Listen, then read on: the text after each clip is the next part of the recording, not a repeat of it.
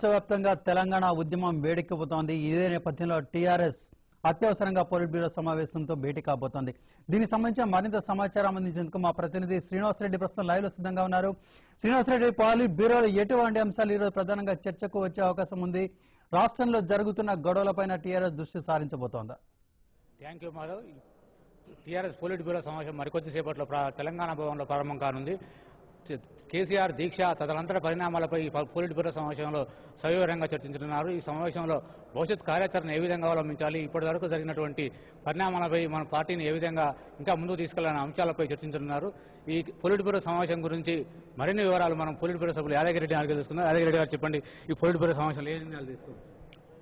కేసీఆర్ గారి ఆమరణ నిరాహార దీక్ష ప్రారంభమైన నాటి నుంచి ప్రభుత్వం దమన నీతిని దీన్ని తర్వాత మిగతా దాన్ని రివ్యూ చేయడానికి మేము ఈరోజు పొలిట్ బ్యూరోలో సమావేశం అవుతున్నాం.